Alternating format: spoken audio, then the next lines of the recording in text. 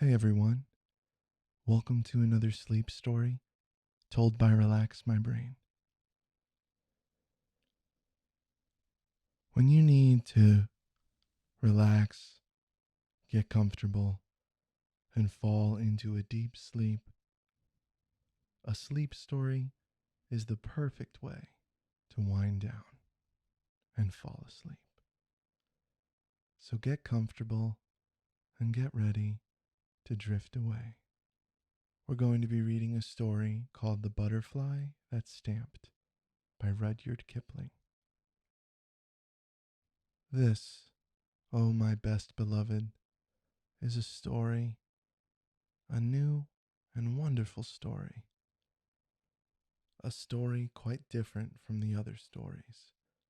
A story about the most wise sovereign, Suleiman bin Daud, Solomon, the son of David. There are 355 stories about Suleiman bin Daud, but this is not one of them. It is not the story of the lopping who found the water, or he who shaded Suleiman Daud from the heat. It is not the story of the glass pavement, or the ruby with the crooked hole, or the gold bars of Bacchus. It is the story of the butterfly that stamped. Now attend all over again and listen. Suleiman bin Daud was wise. He understood what the beasts said, what the birds said, what the fishes said, and what the insects said.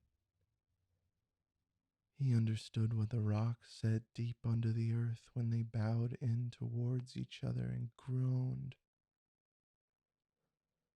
And he understood what the trees said when they rustled in the middle of the morning. He understood everything, from the bishop on the bench to the hyssop on the wall. And Balkis, his head queen, the most understood, the most beautiful Queen Balkis, was nearly as wise as he was. Suleiman bin Daud was strong. Upon the third finger of the right hand he wore a ring.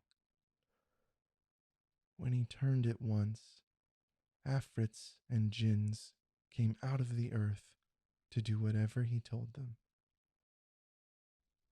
When he turned it twice, fairies came down from the sky to do whatever he told them. And when he turned it 3 times, the very great angel Azrael of the sword came dressed as a water carrier and told him the news of the 3 worlds, above, below, and here. And yet, Suleiman bin Daud was not proud. He very seldom showed off, and when he did, he was sorry for it. Once he tried to feed all the animals in all the world in one day. But when the food was ready, an animal came out of the deep sea and ate it up in 3 mouthsful. Suleiman bin Daud was very surprised and said, "Oh, animal, who are you?" And the animal said, "Oh, king, live forever. I am the smallest of 30,000 brothers, and our home is at the bottom of the sea. We heard that you are going to feed all the animals around the world, and my brothers sent me to ask when dinner would be ready." Suleiman bin Daud was more surprised than ever and said, "Oh, animal, you have eaten all the dinner that I made ready for all of the animals in the world." And the animal said, "Oh, king, live forever. But do you really call that a dinner? Where I come from, we each eat twice as much as that between meals." Then Solomon bin Dowd fell flat on his face and said, "Oh, animal, I gave that dinner to show what a great and rich king I was, and not because I really wanted to be kind to animals. Now I'm ashamed, and it serves me right." Solomon bin Dowd was a really, truly wise man. After that, he never forgot that it was silly to show off. And now the real story part of my story begins. He married ever so many wives. He married 999 wives, besides the most beautiful Balkis. And they all lived in a great golden palace in the middle of a lovely garden with fountains. He didn't really want 999 wives, but in those days, everybody married ever so many wives, and of course, the king had to marry ever so many more, just to show that he was the king. Some of the wives were nice, but some were simply horrid, and the horrid ones quarreled with the nice ones and made them horrid too. Then they would all quarrel with Solomon bin Dowd, and that was horrid for him. But Balkis, the most beautiful, never quarreled with Solomon bin Dowd. She loved him too much. She sat in her rooms in the golden palace or walked in the palace garden and was truly sorry for him. Of course, if he had chosen to turn his ring on his finger and call up the jinns, they would have magicked all those 999 quarrelsome wives.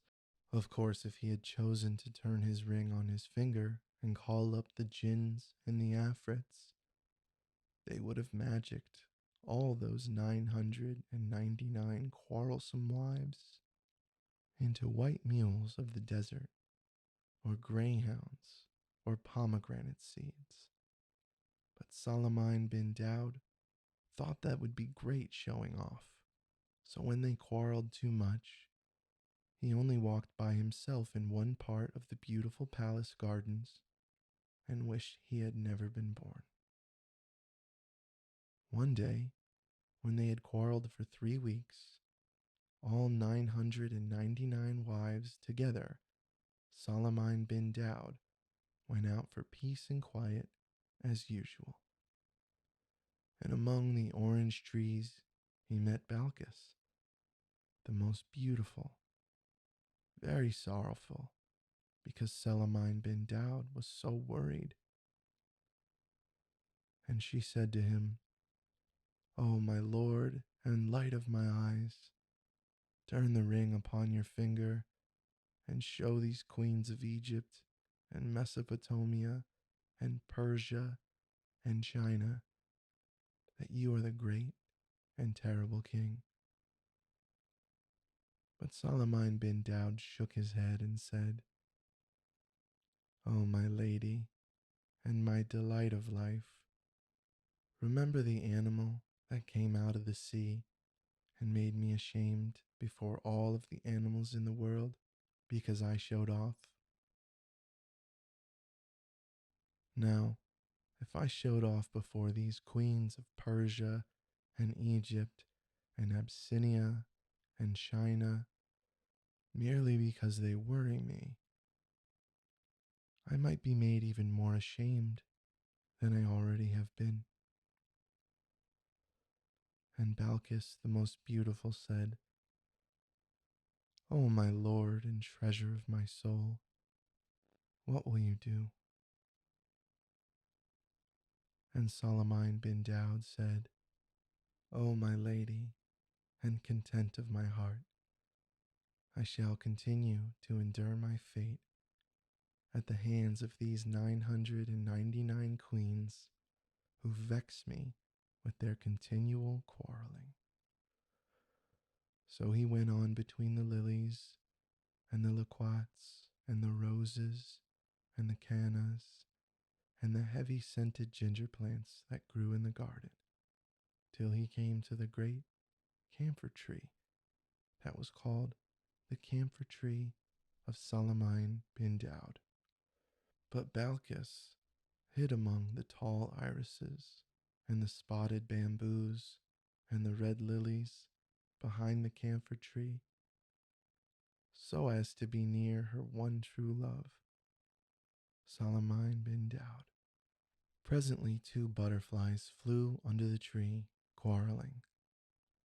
Salamine bin Daud heard one say to the other, I wonder at your presumption in talking like this to me.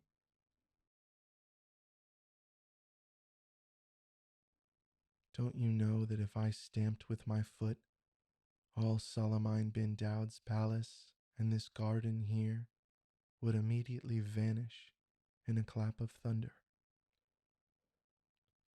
Then Salamine bin Daud forgot his 999 bothersome wives and laughed till the camphor tree shook and the butterflies boast. And he held out his finger and said, Little man, come here. The butterfly was dreadfully frightened, but he managed to fly up to the hand of Salamine bin Daud and clung there, fanning himself. Salamine bin Daud bent his head and whispered very softly, Little man, you know that all of your stamping wouldn't bend one blade of grass. What made you tell that awful fib to your wife? For doubtless she is your wife. The butterfly looked at Salamine bin Daud and saw the most wise king's eye twinkle like stars on a frosty night. And he picked up his courage with both wings,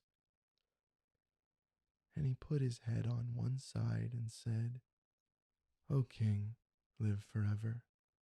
She is my wife, and you know what wives are like. Salamine bin Daud smiled in his beard and said, Yes, I know, little brother. One must keep them in order somehow, said the butterfly, and she has been quarreling with me all the morning.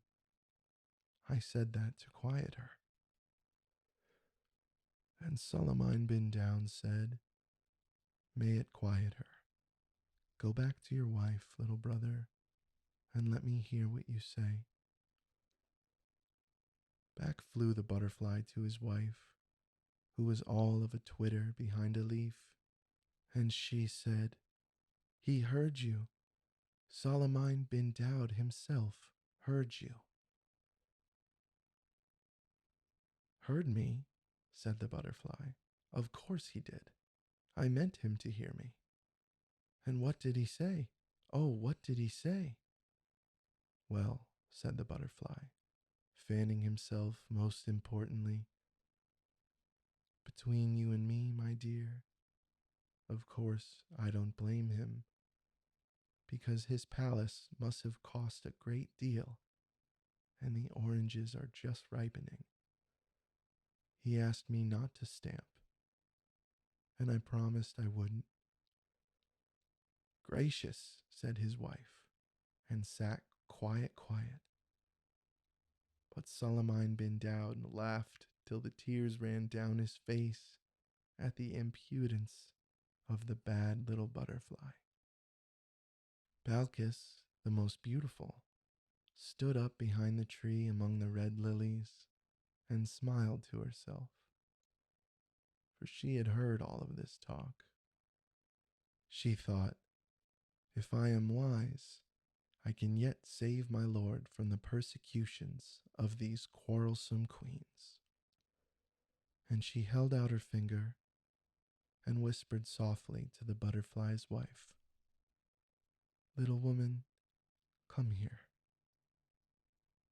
Up flew the butterfly's wife, very frightened, and clung to Balkis's white hand. Balkis bent her beautiful head down and whispered, Little woman, do you believe what your husband has just said? The butterfly's wife looked at Balkis and saw the most beautiful queen's eyes shining like deep pools with starlight on them. And she picked up her courage with both wings and said, "O queen, be lovely forever. You know what menfolk are like."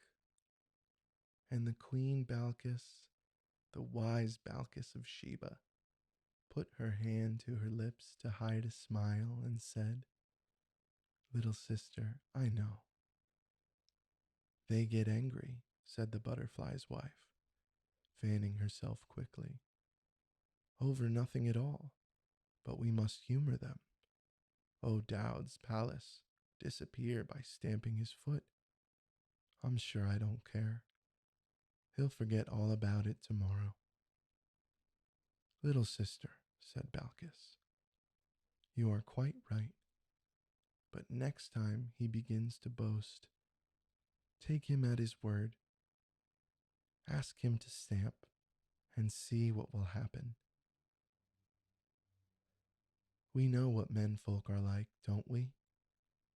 He'll be very much ashamed." Away flew the butterfly's wife to her husband, and in 5 minutes they were quarreling worse than ever. "Remember," said the butterfly, "remember what I can do if I stamp my foot." "I don't believe you one little bit," said the butterfly's wife. "I should very much like to see it done. Suppose you stamp now." "I promised Salamine bin Dowd that I wouldn't," said the butterfly, "and I don't want to break my promise." "It wouldn't matter if you did," said his wife. "You couldn't bend a blade of grass with your stamping. I dare you to do it," she said. "Stamp, stamp, stamp." Salamine bin Dowd, sitting under the camphor tree, heard every word of this, and he laughed as he had never laughed in his life before. He forgot all about his queens. He forgot all about the animal that came out of the sea. He forgot about showing off. He just laughed with joy, and Balkis, on the other side of the tree, smiled because her own true love was so joyful.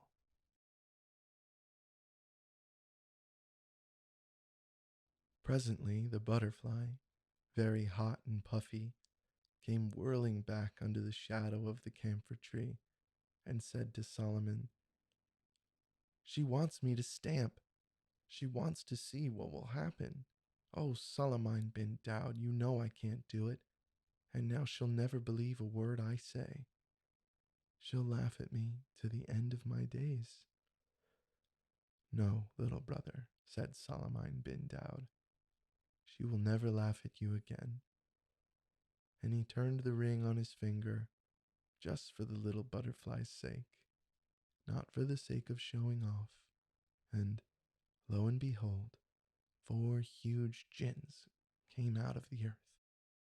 "Slaves," said Salamine bin Dowd, "when this gentleman on my finger," that was where the impudent butterfly was sitting, "stamps his left front forefoot, you will make my palace and these gardens disappear in a clap of thunder. When he stamps again, you will bring them back carefully. Now, little brother," he said, "go back to your wife and stamp all you've a mind to." Away flew the butterfly to his wife, who was crying, "I dare you to do it. I dare you to do it. Stamp, stamp now." Balkis saw the 4 vast jinns stoop down to the 4 corners of the garden, with the palace in the middle, and she clapped her hands softly and said, "At last, Salamine bin Dowd will do for the sake of a butterfly what he ought to have done a long time ago for his own sake, and the quarrelsome queens will be frightened." The butterfly stamped. The jinns jerked the palace and the gardens 1,000 miles into the air. There was a most awful thunderclap, and everything grew inky black. The butterfly's wife fluttered about in the dark, crying, "Oh, I'll be good. I'm so sorry I spoke. Only bring the gardens back, my dear darling husband, and I'll never contradict again." The butterfly was nearly as frightened as his wife, and Salamine bin Daud laughed so much that it was several minutes before he found enough breath to whisper to the butterfly, "Give me back my palace, most great magician." "Yes, give him back his palace," said the butterfly's wife, still flying about in the dark like a moth. "Give him back his palace, and don't let's have any more horrid magic." "Well, my dear," said the butterfly as bravely as he could, "you see what your nagging has led to. Of course, it doesn't make any difference to me. I'm used to this kind of thing. But as a favor to you and to Salamine bin Daud, I don't mind putting things first." So he stamped once more, and that instant the jinns let down the palace and the gardens without even a bump. The sun shone on the dark green orange leaves. The fountains played among the pink Egyptian lilies. The birds went on singing, and the butterfly's wife lay on her side under the camphor tree, waggling her wings and panting. "Oh, I'll be good, I'll be good." Salamine bin Daud could hardly speak for laughing. He leaned back all weak and shook his finger at the butterfly and said, "Oh, great wizard, what is the sense of returning to my palace if at the same time you slay me with mirth?" Then came a terrible noise, for all the 999 queens ran out of the palace, shrieking and shouting and calling for their babies. They hurried down the great marble steps below the fountain, 100 abreast, and the most wise Balkis went stately forward to meet them and said, "What is your trouble, O queens?" They stood on the marble steps 100 abreast and shouted, "What is our trouble? We were living peacefully in our golden palace, as is our custom, when upon a sudden the palace disappeared, and we were left sitting in a thick and noisome darkness, and it thundered, and jinns and afrits moved about in the darkness. That is our trouble, O head queen, and we are most extremely troubled on account of that trouble, for it was troublesome trouble, unlike any trouble we have known." Then Balkis, the most beautiful queen, Salamine bin Daud's very best beloved, queen that was of Sheba and Sable and the rivers of the gold of the south, from the desert of Zin to the towers of Zimbabwe. Balkis, almost as wise as the most wise Solomon bin Daud himself, said, "It is nothing, O queens. A butterfly has made complaint against his wife because she quarreled with him, and it has pleased our lord Salamine bin Daud to teach her a lesson in low speaking and humbleness, for that is counted a virtue among the wives of the butterflies." Then up and spoke an Egyptian queen, the daughter of the Pharaoh, and she said, "Our palace cannot be plucked up by the roots like a leek for the sake of a little insect. No, Salamine bin Daud must be dead, and what we heard and saw was the earth thundering and darkening at the news." Then Balkis beckoned that bold queen without looking at her, and said to her and the others, "Come and see."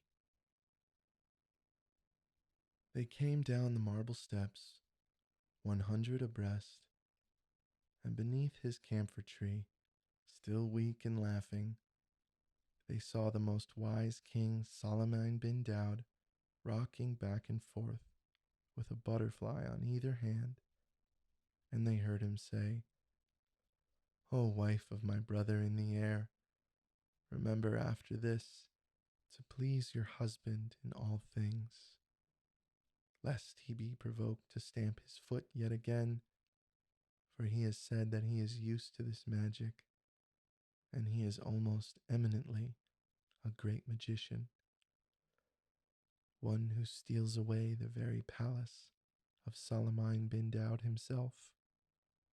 Go in peace, little folk." And he kissed them on the wings, and they flew away. Then all the queens except Balkis, the most beautiful and splendid Balkis, who stood apart smiling, fell flat on their faces, for they said, "If these things are done when a butterfly is displeased with his wife, what shall be done to us who have vexed our king with our loud speaking and open quarreling through many days?" Then they put their veils over their heads, and they put their hands over their mouths, and they tiptoed back to the palace, most mousy quiet. Then Balkis, the most beautiful and excellent Balkis, went forward through the red lilies into the shade of the camphor tree, and laid her hand upon Solomon bin Daud's shoulder, and said, "O my lord and treasure of my soul, rejoice, for we have taught the queens of Egypt and Ethiopia and Abyssinia and Persia and India and China with a great and memorable teaching." And Solomon bin Daud, still looking after the butterflies where they had played in the sunlight, said, "O my lady and jewel of my felicity, when did this happen? For I have been jesting with a butterfly ever since I came into the garden." And he told Balkis what he had done. Balkis, the tender and most lovely Balkis, said, "O my lord and regent of my existence, I hid behind the camphor tree and saw it all. It was I who told the butterfly's wife to ask the butterfly to stamp, because I had hoped for the sake of the jest my lord would be able to make some great magic, and that the queens would see it and be frightened." And she told him what the queens had said and seen and thought. Then Solomon bin Daud rose from his seat under the camphor tree, stretched his arms, and rejoiced and said, "O my lady and sweetener of my days, know that if I had made a magic against my queens for the sake of pride or anger, as I made that feast for all the animals, I should certainly have been put to shame. But by means of your wisdom, I made the magic for the sake of a jest and for the sake of a little butterfly. And behold, it has also delivered me from the vexations of my vexatious wives. Tell me, therefore, O my lady and heart of my heart, how did you come to be so wise?"